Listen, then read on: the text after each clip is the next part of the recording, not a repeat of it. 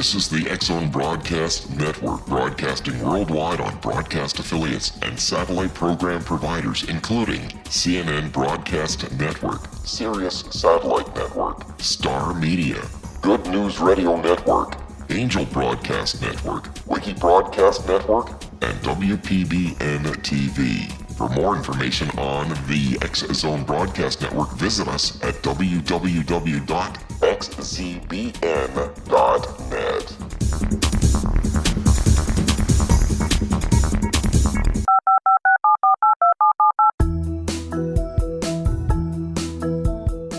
Did you know that when you're on the road with limited data or Wi-Fi, you can still listen to the X-Zone Radio Show with Rob McConnell, The Science of Magic with Gwilda Wiyaka, X-1, Dimension X, Space Patrol, and every minute of the X-Zone Broadcast Network by calling 213-401-0080, courtesy of Audio Now. No smartphone, app, or internet needed. It saves your data plan, and it's free if you have unlimited minutes. Call 213-401-0080 to listen on any phone, anytime, anywhere.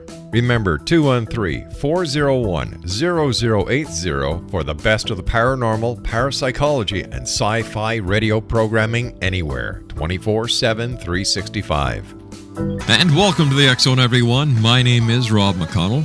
And the X-Zone is a place where people dare to believe and dare to be heard Monday through Friday from 10 p.m. Eastern until 2 a.m. Eastern on the Talkstar Radio Network, X-Zone Broadcast Network, UK High Definition Radio, Euro High Definition Radio, Star Cable, and X-Zone TV. If you'd like to give us a call, toll-free worldwide, 1-800-610-7035. My email address is xzone@xzoneradiotv.com. On MSN Messenger, xzoneradiotv@hotmail.com, and our website, www.xzoneradiotv.com. And don't forget, this coming Monday, July the 26th, we go live 24 hours a day, 7 days a week, 365 days of the year at xzonetv.com. My guest tonight in this first hour of our show before we all head off for the weekend is Dr. Bryan Carlisle. And Dr. Bryan has appeared on radio specific to UFOs and alien encounters. His novel, Romancing Jehovah, explores the true origins of human civilization, which pairs the author's study of early civilizations and religion with an artistic leap of faith to construct a Genesis story unlike anything you've ever read. His first-hand knowledge of the unexplained demonstrates his awareness of things not available to common perception. These experiences have shaped and molded his life. His latest work, Immortal Dying, exposes ancient Egyptian gods and their otherworldly influences to the world and their effect on humanity as a whole. Dr. Carlisle is an expert in the field of religion and the unexplained, consisting of, but not limited to, spirituality, extraterrestrials, paranormal phenomenon, and religious experiences. His website is www.bdcarlisle.com. That's www.bdcarlisle.com. And Dr. Bryan Carlisle, welcome to the X-Zone, sir. It's wonderful to be here. Doctor, we're going to have to take a commercial break very shortly, but how long have you been interested in extraterrestrials and the connection between ancient religions and philosophies to the modern-day phenomenon of extraterrestrials? Well, I've been interested since I was a child, but I've only been specific on it for about the past decade. And it seems that more and more people are looking up to the skies, looking for answers, and I'm going to enjoy my hour with you talking about the ancient Egyptians as well as how we today in society look up to the sky for the answer and what the connection is between the religious philosophies. So please stand by, Doctor. We'll be back on the other side of this 2-minute commercial break. Dr. Bryan Carlisle is my special guest. Once again, his website is www.bdcarlisle.com. This is the X-Zone. My name is Rob McConnell, and we're coming to you from our studios in Hamilton, Ontario, Canada. Once again, our toll-free worldwide number is 1-800-610-7035. Email xzone@xzoneradiotv.com. On MSN Messenger, xzoneradiotv@hotmail.com. And our website, www.xzoneradiotv.com. I'll be back on the other side of this 2-minute break with Dr. Bryan Carlisle. Don't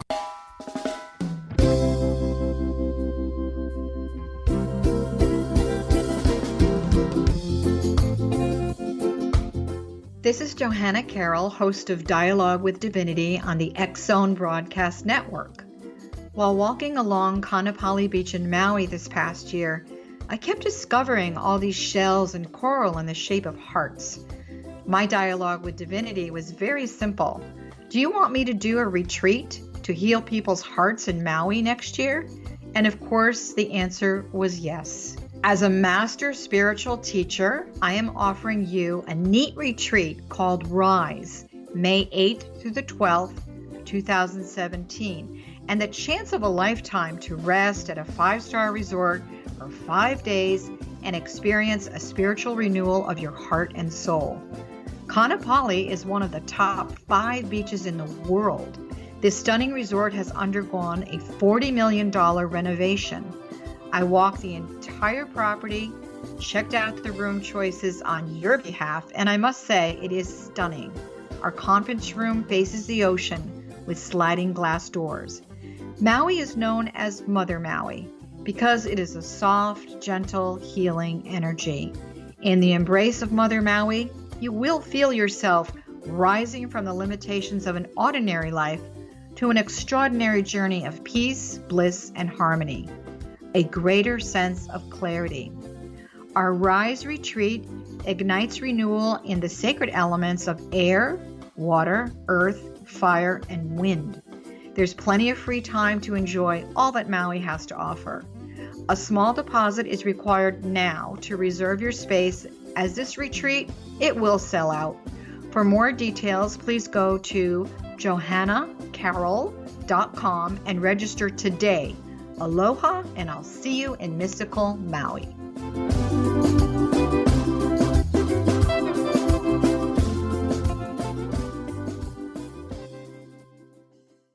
Dr. Bryan Carlisle is our special guest, www.bdcarlisle.com. And doctor, do you really believe in alien life? And if so, why? Well, obviously, I've heard the statement before that if we're the only ones in the universe, then everything in the sky is a mighty big waste of space. Mm-hmm. I don't believe that we're it, because why else would you have everything else? There are too many Earth-like planets out there that we're still discovering that are able to sustain life. So, I mean, just logically speaking, it's only rational to believe that there's something besides just us. Human awareness grows. At the beginning, we thought we were the center of the universe, and now we find out that we're only hanging on by a thread out at the outer edge of it. So, yeah, it's only reasonable to believe, just logically speaking, that there's something more out there. As far as why I believe that, from my earliest memory, without any outside influence, I remember being frustrated with my family because I didn't fit in. Mm-hmm. And the prevailing thought was, I wish the aliens would come and take me home. And this is when I was like 6 and 7 years old and had no idea who aliens were. So why would I have such a strong desire to be away from here if I didn't already have that kind of belief built up in me? I've seen different things that are unexplainable, that can only be attested to being extraterrestrial. What about proof, Doctor? Sky. Pardon? I'm sorry, sir. Was that what? I was just asking you, what about proof? What kind of proof is there that there is actually extraterrestrial life? Well, if we go back into ancient records, archaeology, we have several civilizations. The Sumerians have left behind evidence that they have had encounters. Even the ancient Egyptians have left behind evidence that they've had encounters. The Maya, anyone that's left anything that is sustained for any period of time, especially thousands of years, have carved statues and glyphs into rocks of things that can only possibly be alien astronauts or extraterrestrial visitors, because obviously they didn't have that technology themselves. I understand, sir, that they didn't have the technology, but could it not have been something that they imagined, that this was their perception of a god or a deity, and this is how the deity would get from one point to another? Or do you really believe that it was based on visual representations? Well, I actually believe it was based on visual representations. Mm-hmm. The Sumerian gods or the Anunnaki, and as many of studies have indicated, Anunnaki are actually a type of alien presence. The Judaic mysticism has a belief in the Elohim, which we've carried over into Judeo-Christian religion. Right. And Elohim, the word itself is plural. It mm-hmm. means sky gods. So they started that. So, I mean, if we still believe in it even indirectly, then it has to have some legitimacy in fact, because even the smallest rumor has an element of fact in it. What makes you an expert in your field? Well, let me see. Well, I have a degree in Bible, a BS in BS, as I like to call it. Mm-hmm. It's a Bachelor of Science in Biblical Studies. I have a Doctorate of Divinity in Comparative Religions. My entire life, I have questioned why. I jokingly say that's why there's a Y in my name, because I always ask that question. But the seriousness of it is that I've always asked and challenged, and when I was at Bible college, I challenged. And they were like, they finally got frustrated at me and said, because God said. Well, that doesn't work. Just because you said so doesn't mean it's real. So I delved deep. I delved deep into every religion and found out that there's a lot of commonalities. And there's a lot, across the board, of different religions that have looked to the sky and have had tangible evidence of people coming down and saying, okay, this is what we're going to do to help you. Mm-hmm. Whether they call them angels, they call them gods, they call them demons. Throughout human evolution, there have been points where we have evolved beyond where we should have at that point, where we've made leaps in human evolution that could have only been substantiated by an external influence. And that external influence could only logically be something outside ourselves. Look into Webster's dictionary says that anything that's not of this earth is mm-hmm. extraterrestrial. So if you take that to its full extent, then God himself is an extraterrestrial. And that's one of the things I explore in my novel, is that if God is an extraterrestrial and he's had that kind of influence on us, how did he do it? And then that would also mean that he's just, in his world, almost an ordinary person. But in our world, we call him God.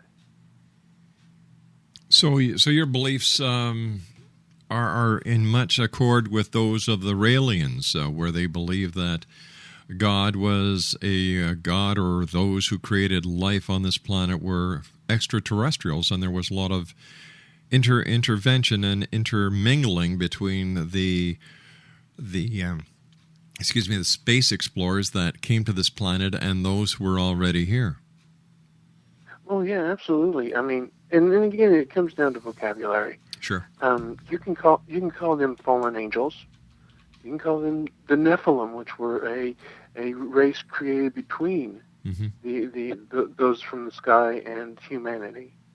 It doesn't matter what title you give them. The fact remains is that throughout human history, even especially in ancient sure. Indian traditions, as far as people from India, and they've got their entire history. The Bhagavad Gita is got tons of alien influence in it, where they describe in great detail spaceships. there's just too much written evidence there that if you were to take it objectively, without the spiritual or without what you've been taught to believe, and you look at it, it's all there in black and white throughout our history and our existence. So, I mean, to deny that it's possible is erroneous, and then if you take it even further and just flat out deny it at all, then that would mean that you're just putting your head in the sand because you choose not to believe what's staring you in the face. I mean, if you want to go to the other extreme of it, go to Walmart any day. You can see people that obviously look like aliens. Oh, so, boy. I mean, Isn't that the truth? Isn't that the truth? I mean, all right, you made, you know what? That's the best evidence I have ever heard. And I've been doing this show for 20 years, and I think you nailed it to the T. well, I mean, it's mere observation. I mean, it's simple, and whether you observe mentally or observe physically, it doesn't matter. If you halfway pay attention to what's going on around you and you're not just totally absorbed, then you got to think there's something else going on here that I don't have no concept of. And for me, that means I have to find out why. I have to find out what's going on and who's doing it and how I can join the club, because anything that advances my knowledge is of utmost importance to me. That's my goal in life, is to have as much knowledge as I can. It seems, Dr. Bryan, that in biblical times that there was a lot more intervention between the extraterrestrials and those on this planet, and that they were more willing and eager to help out. You would think that with the condition that the world is in, the hunger, the famine, the disaster that is presently going on in the Gulf of Mexico, that if they were there, why aren't they helping in the modern times as they helped in the olden times? Well, one of the things is that, number one, we were a little bit more open to things back then. We saw something come from the sky, he was automatically accepted as being a higher power or God or whatever, and so we were like, okay, what can we do to help? Now we're more skeptical, and so any of that kind of intervention has to go under the table almost, unseen, behind the scenes, as far as the hole that we've dug ourselves into. A lot of people are looking to, for instance, being that we're encroaching upon 2012, and the Mayan calendar ends at 2012.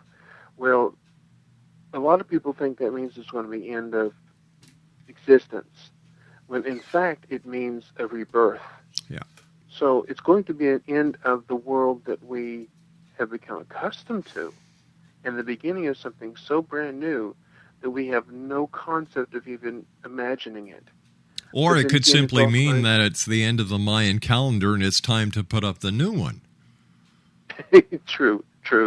You take down the 1932 calendar and put up a modern 1933 calendar, right.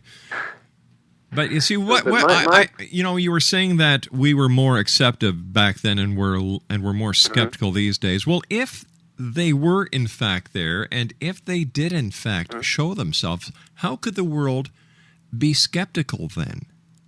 Like, a lot of this skepticism is being perpetrated and fueled by the UFO community itself. Well, yeah, because the best place to hide something is in plain sight. Exactly. And so if you create your own, conspiracy theory to explain away what you believe in, then people won't believe it, and you can get away with whatever you want. That's right. Doctor, please stand by. You and I have to take our news break at the bottom of the hour. Exo Nation, Dr. Bryan Carlisle is our special guest this first hour of tonight's show. His website is www.bdcarlisle.com. That's www.bdcarlisle.com. And we'll be back on the other side of this commercial break after the news as well, as the X-Zone continues from our studios in Hamilton, Ontario, Canada. Don't go. This is the X-Zone Broadcast Network, broadcasting worldwide on broadcast affiliates and satellite program providers, including CNN Broadcast Network, Sirius Satellite Network, Star Media, Good News Radio Network, Angel Broadcast Network, Wiki Broadcast Network, and WPBN TV. For more information on the X Zone Broadcast Network, visit us at www.xzbn.net.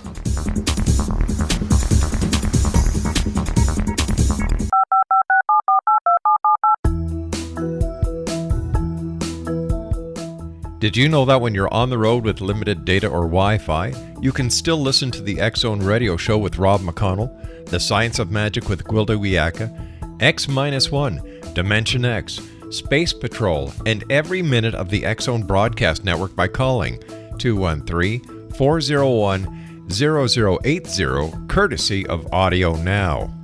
No smartphone, app, or internet needed. It saves your data plan and it's free if you have unlimited minutes. Call 213-401-0080 to listen on any phone, anytime, anywhere. Remember 213-401-0080 for the best of the paranormal, parapsychology, and sci-fi radio programming anywhere, 24/7, 365. Dr. Bryan Carlisle is our special guest. His website is www.bdcarlisle.com. You and I were talking before the news break about the early biblical times and how there seemed to be quite a bit of intervention and help from those above. And when you look over at Greek mythology seems to mirror Christianity in the fact that the deities lived on high, and both the head deities in Christianity, God, and in Greek mythology, Zeus, both had mortal sons who had extraordinary powers. Now, is this also found in other religious philosophies?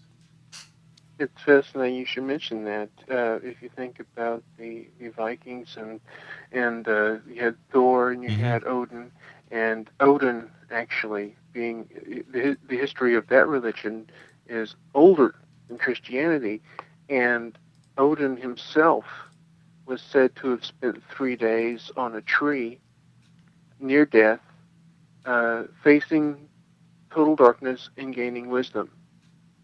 And this predates Christianity. Wow. So the idea of a savior on a tree is nothing new. It's found in many other religious philosophies. Any of the great prophets have been either sons of deities or direct mouthpieces or advocates of a higher power. And it's most likely been folk that are more apt and more receptive to the connection between not only themselves and their greater personalities, but of course to any kind of outside influence, be that alien or otherwise. What about the Egyptians? Did they have a connection with extraterrestrials that could tie into the examples that we just talked about, where it was the Vikings and then the Greek mythology and then Christianity? Is there a common thread with Egyptology as well? Well, absolutely. They believe, especially in the pharaohic dynasties, that their pharaoh, their king, was also a god. So he was the physical representation of their god, which is what Christianity is based on. And of course, like you said, many other religions are based on the physical manifestations of their gods. So he wasn't just their leader, militarily or monetarily. He was their spiritual leader because he was also the high priest of his religion, and he was their god. So he was worshipped as a god. Their strongest, highest pharaoh throughout history was Ramses the Great. And time and time again, he'd kick butt, take names, come home, and be their god. And that's what my second book is about, Ramses. But anyway, there. And then, of course, you have Akhenaten, who tried to take away from their traditional beliefs and moved to the capital, tried to tell them that he was the only son of God, Atun, and that his wife Nefertiti, and if you look at them, and of course Tutankhamun, his son, the really famous child king, they definitely don't look exactly human. No, they had elongated skulls, yeah. Exactly. They had skinny little bodies, elongated heads. Mm-hmm. I mean, goodness gracious. I mean, do you have to look at a yearbook and find the aliens there too?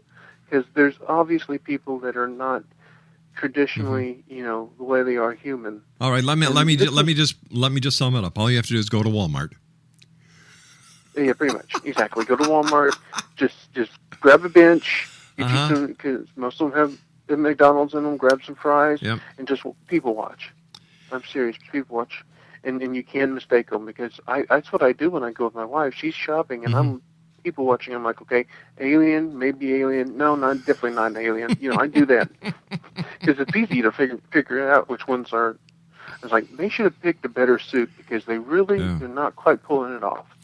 Do you think it's possible, Dr. Bryan, that the so-called aliens that people think look like the Greys, or they look like reptilians, or they look like praying mantises, may actually, in fact, look like us? Because if we're saying that religion and religious philosophies are based on extraterrestrial intervention, and let's just take Christianity for now. In the Bible it says, and God said, let us create man in our image, our likeness. That would mean that we actually look like our Creator.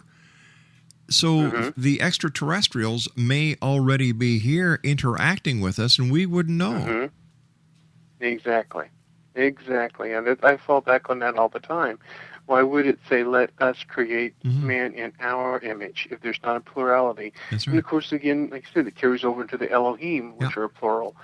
But, yeah, I've long believed that they walk among us. It's in a lot of ways, it's obvious. I think they're just waiting, biding their time, waiting for their moment to where they can come out and say, okay, those that want to advance and become better humans, come with us. The rest of you can stay back and play amongst yourselves. But, yeah, I honestly believe that. It's the only rational or logical thought, because otherwise we're going to dig ourselves into a deeper hole that we can't possibly get out of. The ironic part about this entire scenario, sir, is that humans do not get along with humans, mostly because of religion. And yet, we're saying that even though the names of these religions are different, their source is the same. So why can't we just get rid of the dogma, get rid of all the misconceptions, get to the truth, and live happily ever after? That would be beautiful. That would be wonderful. That's what I'm hoping for. But people are people, and they want, their definition of something is totally different than someone else's.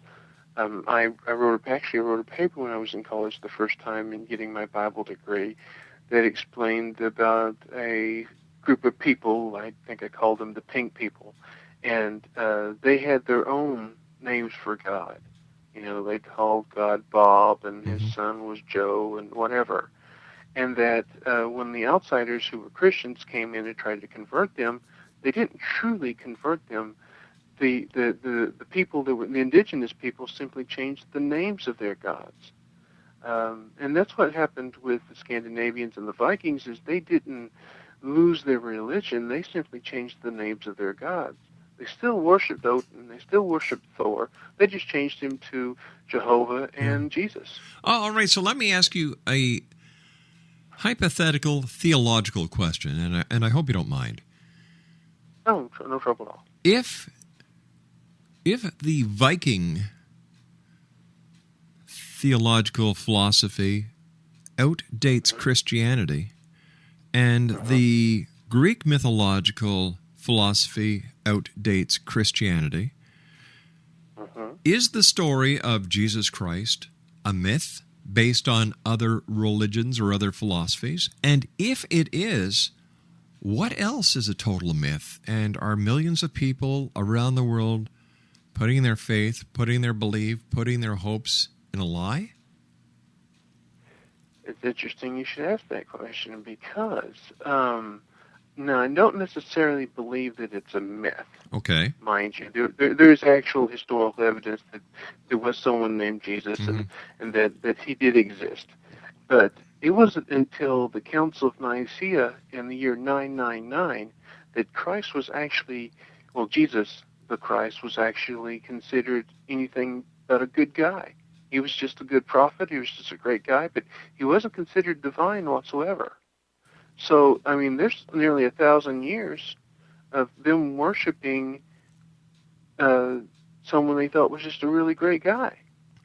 Wasn't he a rabbi as well? Wasn't he? Yeah, he was a rabbi. Yeah. He was a member of a sect called the Essene, and the leader of the Essene, or their high priest, is actually called the Christos. Ah. So he was their leader. He was Jesus the Christos of the Essene. And so, he was a rabbi, and I think that if you just stand back again, I explore this, but he was wanting to be accepted amongst his own kind, so that would mean becoming a member of the Council of Elders, which was the oh goodness gracious, what did they call them? The high priests of his day, and the very ones that cast him out. But do I believe that it was a myth? I believe that we believe what we want to believe. Were they called Pharisees back then?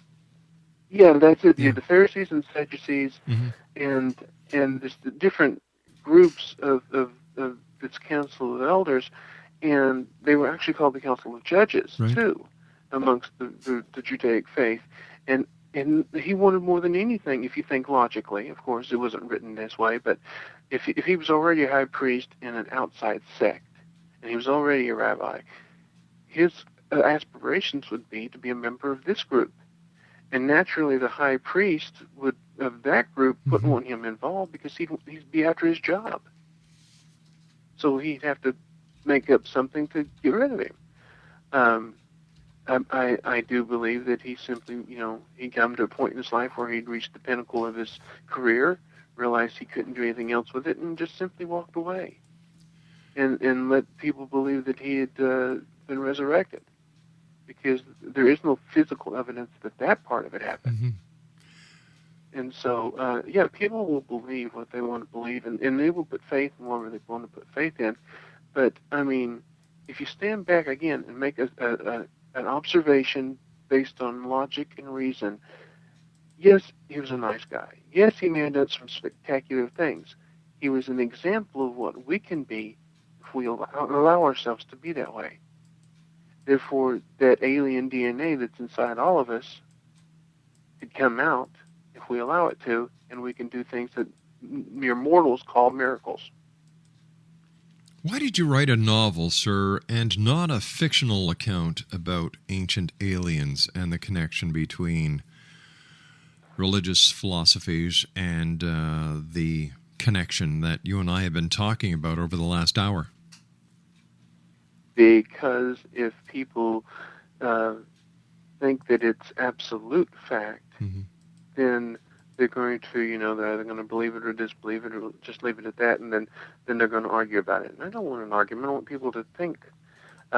If you've ever read any of James Redfield's books, oh, sure. Then you see that there are some deep, serious philosophies that come through. And I mean, so the Celestine Prophecy itself, they made into a movie, and these philosophies come through. And he could have written a nonfiction, and people would have read it, but not nearly as many. And the fact that I was able to craft it and create it into a fictional account enables people to explore beyond what they know. And everyone, I mean, I've given it out to a handful of people that I know and would be objective, and they've read it, and they've said, when's the sequel? That's what I always ask is, when's the sequel? Because I've been a poet for 30 years, since I was a kid. And I was able to craft the work almost like a giant work of poetry in that it has a momentum, it has a flow, it has a cadence. And you can snatch onto that from the beginning, and it will carry you all the way through. But, and then I throw in different bits of my philosophy and my things that I've studied, because everything I write is based on fact, with just a little bit of fiction thrown in so that you have to think. But that way, anytime you go back to it, it may have come off as a novel. But when you go back to it and you go research what I've researched, you're like, well, part of this is real. So how much of it is actually real and how much is it not? So let me ask you this as a theological scholar: is the Bible a novel, or is the Bible a work of fiction? Well, think about this. The four Gospels of the New Testament that everybody relies on as the synoptic Gospels were written not concurrent with the life of Christ, not even a few days after or a few years after. They were written anywhere from 50 to 70 years after the occurrence of Christ. Now, I can barely remember what I did last week and write about it. That's so because you're spending... I remember...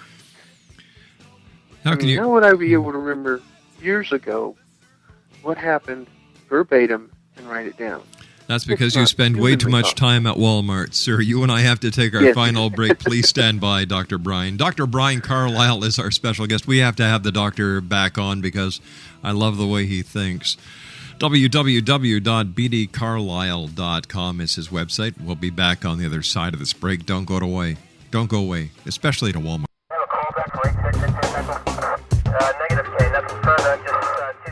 In over 36 years in law enforcement, I've learned a few things. The most important is the proper gathering and preservation of evidence is vital to putting the bad guy behind bars. It's no different in the world of paranormal investigation. Whether it's the search for the afterlife, cryptozoology, extraterrestrials, and UFOs, how we gather that evidence of their existence, preserve that same evidence, and present it to a court of our peers will make the ultimate difference in proving the existence of worlds and entities that are beyond our imagination. Come with me on a journey that seeks to prove with undisputable evidence what man has struggled to believe for centuries. Join me, Larry Lawson, host of the Paranormal Stakeout, coming to the X-Zone Broadcast Network. Check out the broadcast schedule for Paranormal Stakeout with yours truly, Larry Lawson, at www.xzbn.net. For more information about me, my travels, and my team, check out our website at www.paranormalfbi.com or join us on Facebook at Florida Bureau of Paranormal.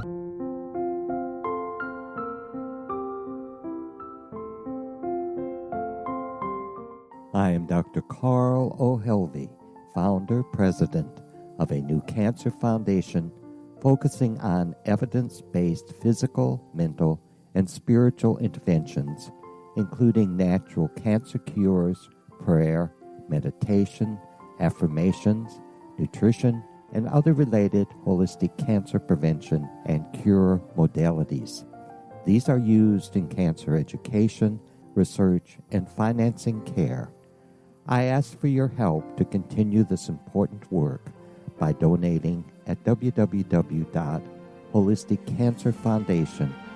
Dr. Bryan Carlisle is my special guest this hour, www.bdcarlisle.com. And I have to ask you at this time, Doctor, are you an alien? X-Zone Broadcast Network, www.xzbn.net. And look at the people I grew up with. I believe that I am compared to them. So you never know. I might very well be. I keep waiting for that awareness to come that, maybe I'll make that leap in human evolution and realize, yes, I'm an alien. How can I fix the world? But as far as any tangible proof just yet, it's all circumstantial, and I'm still waiting on that proof. With your knowledge of history, biblical history, and other religious philosophies and their histories, taking a look back and seeing where we are today, Doctor, where do you think the human race as a whole is headed for tomorrow? Well, I'm very hopeful. I'm an optimist. I've often said that if I were lost in the woods with both arms, both legs broken, and in a ditch, the only place I'd have to look is up. So I believe that we may not be able to dig ourselves out of the hole we're in, but at least we're able to crawl out once we get ourselves together. Because if you put human goodness and human kindness together, especially if you've looked at anything that's ever happened in Oklahoma, if there's a tragedy that strikes, Oklahomans are the first to step up and help each other out. So I believe in human goodness and the ability for humanity to rescue itself. We just have to get to a point where we've gotten sick and tired of being have dirt kicked on our heads to dig out of that hole. So I see humanity as being able to save itself when it's willing to. And again, like I said, it may take that outside influence or that intervention to jumpstart us, to get us to the point where we say, okay, fine, because if we don't do it our way, they're going to do it their way, and we might not like their way. Doctor, where can listeners get a copy of your new book, Immortal Dying? Well, they can go to my website. It's right there on the front page. They can't miss it. And there's a direct link to buy it there. It actually says buy now. So, I mean, there's you've given them the website ample times. I mean, they can't miss it. They can read a sample chapter to determine whether or not it's worth their time. And it's not expensive. It's $14.99. I mean, that's not a big deal. And if they write me, it was a good thing. If they write me, I can give them a discount code that'll knock off the price of shipping. Wow. So, and then that itself is a good $5.